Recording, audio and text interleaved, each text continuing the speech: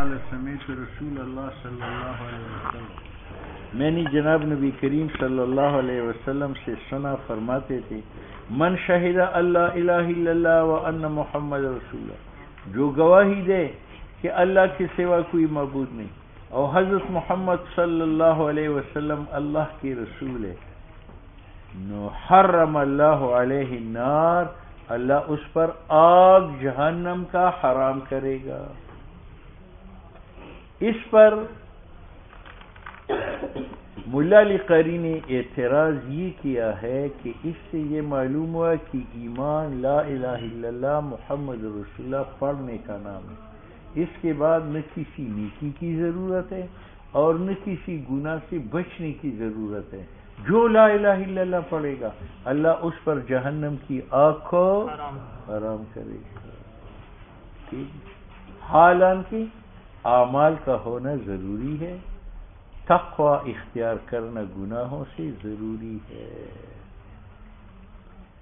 اس کا جواب قاری نے ایک نہیں کئی جوابات دیے۔ ایک جواب یہ ہے کہ لا الہ الا اللہ محمد رسول اللہ ان الفاظ کا نام نہیں ہے، بلکہ لا الہ الا اللہ پوری دینی جامعہ کا نام ہے، یعنی جو دین پر من و عن تک عمل کرے گا تو اللہ اس پر جہنم کی آگ حرام کرے گا۔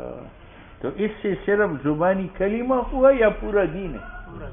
پورا دین ہے، اور شک نہیں ہے کہ جو پوری دین پر چلے گا اللہ اس پر جہنم کی آگ ایک پر۔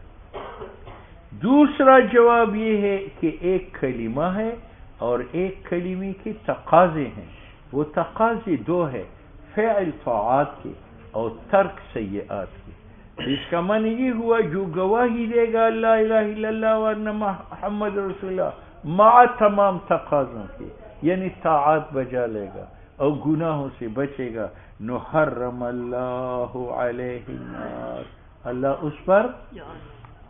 دو جواب۔ تیسرا جواب یہ ہے کہ یہ ہر آدمی کے بارے میں نہیں ہے، یہ اس آدمی کے بارے میں ہے جس نے ساری زندگی کفر میں گزاری ہو، لیکن موت سے پہلے اللہ نے اس کو کلمہ پڑھنے کی توفیق عطا فرمائی، کلمہ پڑھ لیا، اب نہ نماز کا وقت آیا تھا نہ گناہ سے بچنے کا وقت آیا تھا کہ وہ دم توڑ گیا۔ تو یہ اس آدمی کے لیے جو زندگی کے آخری لمحات میں کلمہ پڑھے، اس کو کلمہ توبہ کا کہتے ہیں۔ تو ایسے آدمی کو اللہ جہنم اس پر حرام کرے گا۔ من کان آخر کلامہ لا الہ الا اللہ محمد رسول اللہ دخل الجنہ۔ کتنی توجیہ؟ تین۔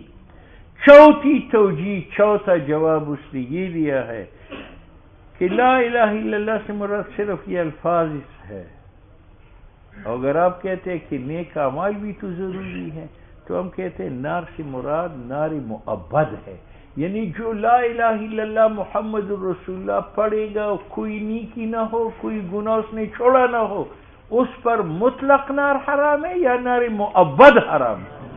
کیونکہ نار معبد کافر کے لیے ہے اور یہ مسلمان ہو چکا ہے۔ یہ چوتھا جواب نار میں تعویل پر مبنی ہے کہ نار سے مراد نار مطلق نہیں ہے بلکہ نار، یہی اعتراض و جوابات آئندہ روایت میں۔ وعن عثمان رضی اللہ تعالیٰ عنہ قال قال رسول اللہ صلی اللہ علیہ وسلم من مات، جو مرتا ہے وہو یعلم، اور اس کا یقین ہو، انہ لا الہ الا اللہ، توحید پر اس کا یقین ہو، دخل الجنہ، وہ جنت میں داخل۔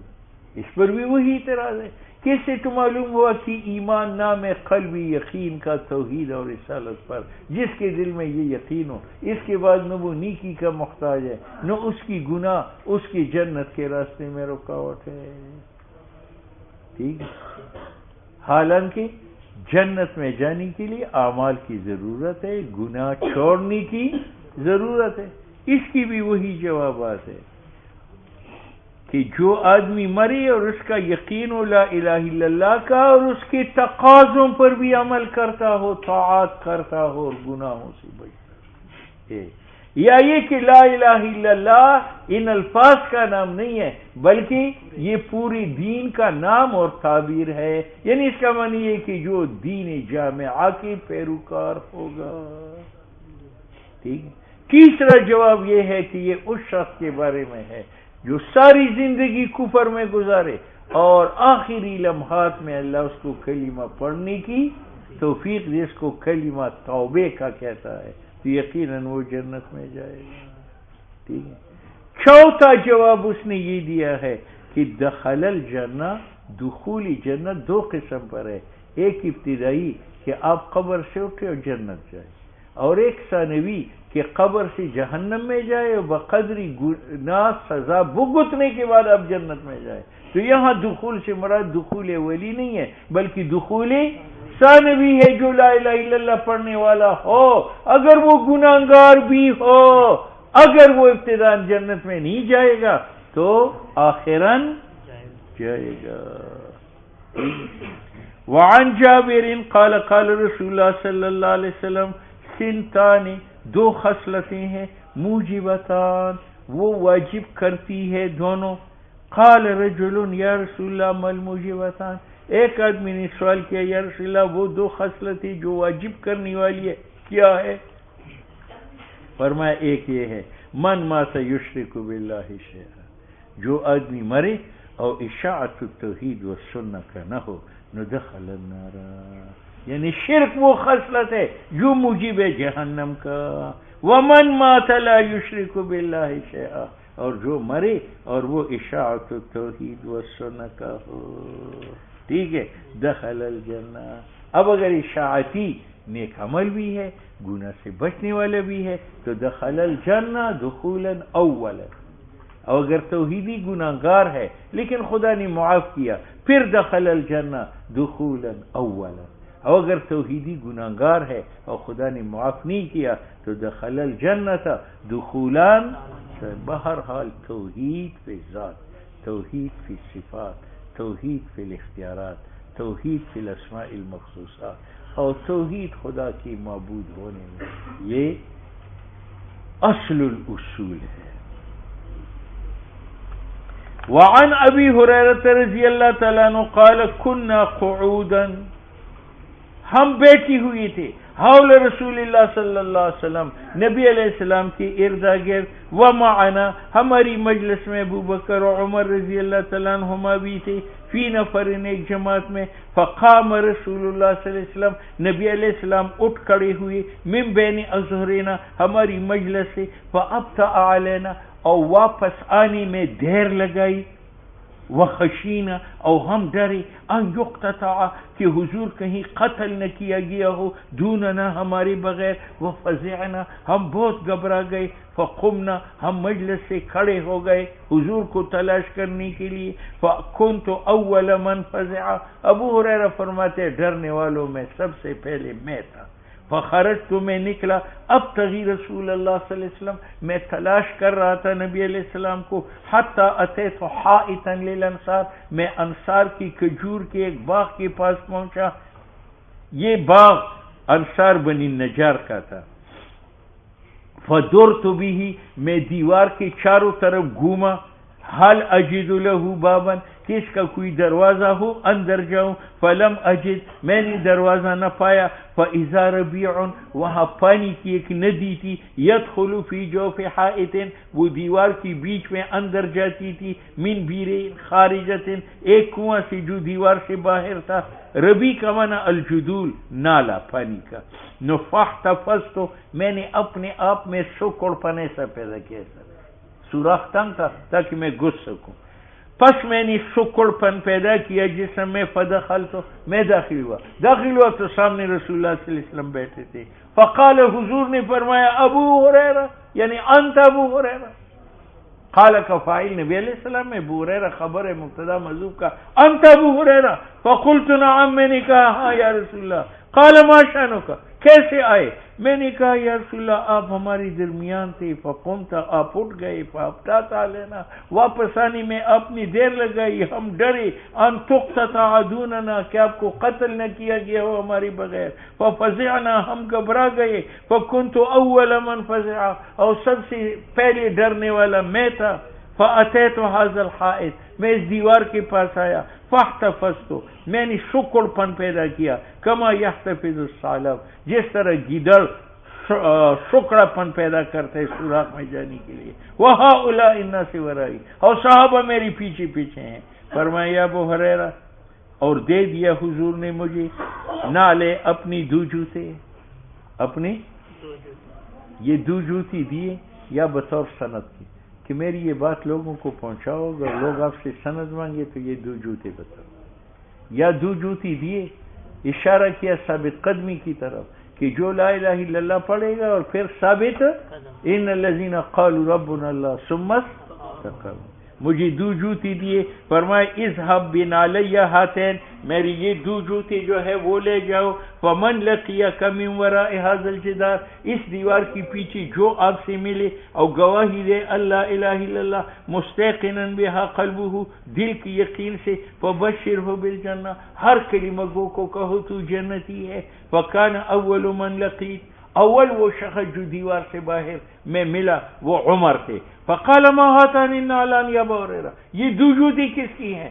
میں نے کہا یہ دو جوتے رسول اللہ صلی اللہ علیہ وسلم کے ہیں، مجھے بھیجا ہے ان دو کے ساتھ، من لقیتو، جس سے میں ملو گواہی دے لا الہ الا اللہ مستيقنا بها قلبه، اور دل کی یقین ہو، بشرته بالجنہ، میں اس کو جنت، فضرب عمر بین ثدیہ، عمر نے ایک مکہ لگایا میری سینے کے اندر، جو ریون میں، یہ تم کیا کرتے؟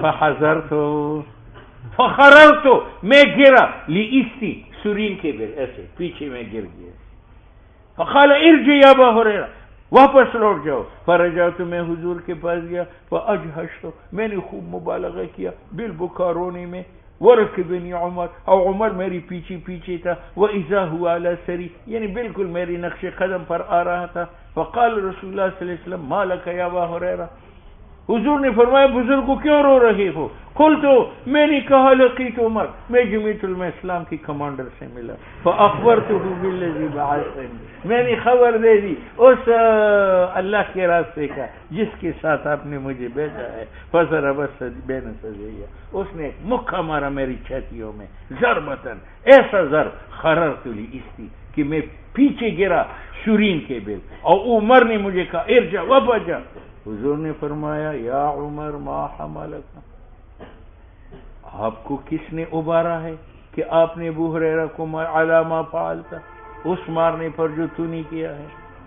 قال یا رسول اللہ، حضرت عمر نے کہا یا رسول اللہ میرا باپ آپ پر قربان ہو، میری ماں، ابعثت ابا ہریرہ، بزرگوں کو آپ نے بھیجا تھا جوتے دے کر، اور کہا تھا من لقیہ یشہد ان لا الہ الا اللہ، جس سے ملے اب وہ گواہی دے لا الہ الا اللہ مستيقنا بها قلبه بشرہ بالجنہ، حضور نے فرمایا نعم۔ حضرت عمر نے کہا فلا تفعل، رسول اللہ یہ بات نہ کرو، کیا مطلب؟ حضرت عمر نے کہا کہ پھر تو لوگ کہیں گے کہ چلو لا الہ الا اللہ پڑھو، اب نہ نیکی کی ضرورت ہے نہ گناہ سے بچنے کی ضرورت ہے، دین ڈوب جائے گا، آئندہ یہ بات نہ کرو، فإنی اخشى، مجھے ڈر ہے ان یتکل الناس، کہ لوگ اس پر توکل کریں گے، اعتماد کریں گے، سب کو جمعیت علماء اسلام میں جانے دو تاکہ تدریس بھی کرے، فتوی بھی دے، قضا بھی دے دے، جہاد بھی کرے، تبلیغ بھی کرے، ٹھیک ہے؟ فخلہم، چھوڑ دو ان صحابہ کو، یعملون، نیک عمل کرے۔ حضور نے فرمایا خلہم، ابو ہریرہ رہنے دو، رہنے، جمعیت علماء اسلام کا مشن ٹھیک ہے۔ اس پر یہ اعتراض ہے کہ حضور نے جو فرمایا لا الہ الا اللہ پڑھو تو جنت کی بشارت، یہ بات ٹھیک تھی یا غلط؟ اگر غلط تھی تو حضور نے غلطی کے ساتھ ابو ہریرہ کو کیوں مامور کیا؟ اور اگر صحیح تھی تو حضرت عمر نے مارا کیوں اور روکا کیوں؟ ٹھیک، اس کی مختلف جوابات قاری نہیں ہے۔ پہلے جواب دیا کہ یہ بات صحیح تھی کہ جو لا الہ الا اللہ پڑھے گا اس کو جنت کی بشارت ہے، لیکن حضور کا مطلب یہ ہے کہ لا الہ الا اللہ پڑھ کر اس کے تقاضوں پر عمل کرے گا. اور حضرت عمر نے سمجھا کہ اس سے مراد صرف لا الہ الا اللہ کا تلفظ ہے، اس لیے اس نے روکا. تو حضور کا امر بھی صحیح ہے اور حضرت عمر کا روکنا بھی ٹھیک ہے. دوسرا جواب دیا کہ حضور پر خدا کی طرف سے امید غالب تھی کہ خدا کی رحمت کی امید ہے، تو حضور نے اس امید کی بنیاد پر ابو ہریرہ کو کہو جاؤ جو لا الہ الا اللہ پڑھے گا جنت میں سے. اور حضرت عمر پر خوف کا غلبہ. کس کا تھا؟ خوف کا. اس خوف کے مارے اس نے کہا کہ کلمہ کبھی نہیں. اس لیے وہ ابو موسیٰ اشعری کو کہتے تھے کہ میں تو خدا سے ان جہادوں کا ثواب مانگوں گا جو حضور کے حیات میں کر چکا ہوں، اور حضور کی وصال کے بعد میں نے جتنی جہادی لڑی میں ایک کا بھی ثواب نہیں لوں گا، لیکن خدا میری گناہوں کو معاف کرے، برابر سرابر چھوڑ دے. تو حضرت عمر پر خدا کا خوف غالب ہوتا تھا. اس لیے اس نے کہا بزرگوں یہ راستہ چھوڑ دو، ٹھیک ہے، کچھ محنت بھی کرو، جہاد بھی کرو، ٹھیک ہے یا نہیں ہے، اور نمازی بھی پڑھو، تہجد بھی پڑھو، زکوٰۃ بھی دو، اور بیوی کے ساتھ ٹھا بھی ہو جاؤ، ٹھیک ہے یا نہیں. تم نے سارے لوٹے توڑ دیے. وعن جاؤ دوستو